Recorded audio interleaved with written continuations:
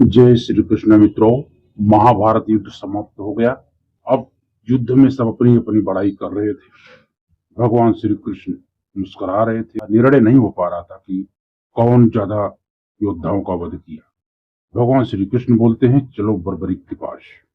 तुमने यह संपूर्ण महायुद्ध देखा है तो यह भी अवश्य देखा होगा कि इस भीषण युद्ध में किस परमवीर योद्धा ने अपने महान पराक्रम और शौर्य का प्रदर्शन किया है।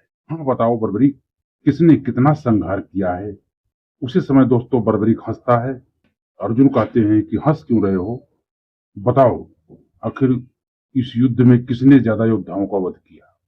नमस्कार दोस्तों, हमारे मोटिवेशनल आर के व्लॉग चैनल में सभी का बहुत बहुत स्वागत है। दोस्तों आप लोग कमेंट में जय श्री कृष्ण अवश्य लिखें ताकि आप लोग के पूरे घर परिवार को ऊपर भगवान श्री कृष्ण की कृपा सदैव बनी रहे। तो बर्बरीक क्या बोलता है दोस्तों, आइए वीडियो में जानते हैं।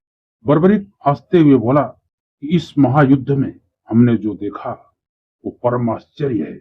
उसे सुनकर तुम लोगों के पैर के नीचे से जमीन खिसक जाएगी और तुम्हारा सारा अहंकार दूर हो जाएगा कि किसने क्या किया और किसने कितना मारा। युद्ध में पराक्रम दिखाना जो धर्म के लिए गौरव की बात होती है, परंतु इसी महायुद्ध में मैंने किसी को पराक्रम दिखाते हुए नहीं देखा। वह मैंने अपनी दिव्य दृष्टि से देखा है कि वह किसी और ने नहीं देखा। परंतु सत्य को बताना उचित होगा। प्रभु, सत्य छुपाना झूठ बोलने के बराबर होता है और झूठ कहना पाप। इसीलिए मुझे सच कहने की आज्ञा दीजिए। प्रभु श्री कृष्ण बोलते हैं, आज्ञा है, बताइए। बर्बरीक उस महायुद्ध की घटना को बता रहा है। बर्बरीक कहते हैं, मैंने इस युद्ध में चमत्कार देखा है। मैंने केवल यही देखा कि भगवान श्री कृष्ण का सुदर्शन सारे योद्धाओं का वध कर रहा है।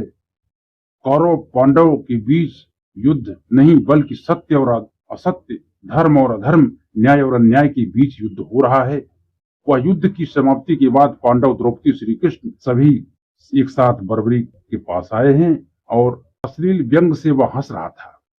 तभी हंसने का कारण पूछते हैं सब, तो वही वह बताता है दोस्तों कि महाराज युधिष्ठिर का स्वस्थामा की मणि को मुकुट धारण करना इसी सत्य का उदाहरण था, जिसे देखकर हम अपनी हंसी न रोक सके। यदि मुझसे कोई भूल हुई हो तो मुझे क्षमा करना, मैं अपनी हंसी को रोक नहीं सका। प्रभु श्री कृष्ण के उद्धार के लिए आभारी हूँ कि मुझे इस युद्ध को अपनी आंखों से देखने का अवसर प्रदान हुआ, अन्यथा युद्ध के ऐसे अनुभव दृष्टि से मेरी आंखें वंचित रह जाती। महाभारत का महापराक्रम, महाप्रदर्शन का ये युद्ध था। ऐसा युद्ध न कभी हुआ है न कभी होगा। बर्बरीक, तुमने यह संपूर्ण महायुद्ध देखा है तो यह भी अवश्य देखा होगा कि भीषण युद्ध में किस परमवीर योद्धा ने अपने महान पराक्रम और शौर्य का प्रदर्शन किया है, वह बताओ। फिर वही रिपीट होता है दोस्तों। वह हंसता है और फिर वो बताता है। सारा चमत्कार सुदर्शन चक्र था। यही चमत्कार जयद्रथ के वध के समय भी मैंने देखा। बाण के आगे सुदर्शन चक्र ही था जो काटा था, और द्रोणाचार्य के वध के समय तलवार के सामने भी सुदर्शन चक्र ही था। दानवीर कर्ण का वध भी प्रमुख सुदर्शन चक्र के द्वारा ही हुआ था। और मुझे तो ऐसा लग रहा था यह युद्ध कौरव और पांडवों के बीच नहीं बल्कि सत्य और असत्य और धर्म और धर्म, न्याय और न्याय के बीच हो रहा है। ये सब प्रभु की लीलाएं है। लीला को देखकर मैं धन्य हो गया। आपकी अमृत वाणी ने जो गीता में कही है आपने, वह भी मैंने सुनी और आत्मा मेरी तृप्त हो गई। जन्मों जन्मों की तपस्या के बाद भी ब्रह्मवेत्ताओं को और महात्माओं को आपके दिव्य स्वरूप का दर्शन नहीं हो पाता, परंतु मैं वह भाग्यशाली हूँ जिसे आप अपरंपार कृपा के कारण आपके दर्शन प्राप्त हुए हैं। या मेरी आंखें तृप्त हो गई हैं। आपके विराट स्वरूप का तेज था कि मानो हजारों सूरज चमक रहे थे। आपका दिव्य चतुर्भुज रूप चंद्र के समान शीतल थे। आपके इन दोनों रूपों को देखकर मैं अनुग्रहित हुआ।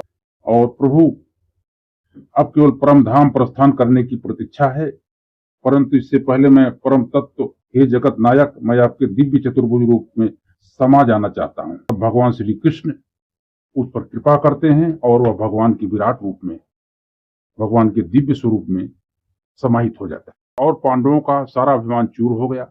मैंने वध किया, वास्तव में ये वध भगवान श्री कृष्ण के द्वारा ही सब हुआ था। ये सब तो निमित्त मात्र थे। तो दोस्तों आशा करता हूँ वीडियो आपको अच्छा लगा। ये वीडियो आपको अच्छा लगा दोस्तों तो हमारी वीडियो को लाइक कर देना, चैनल को सब्सक्राइब कर बेल आइकन को जरूर प्रेस करें। मिलते हैं दोस्तों अगले वीडियो में।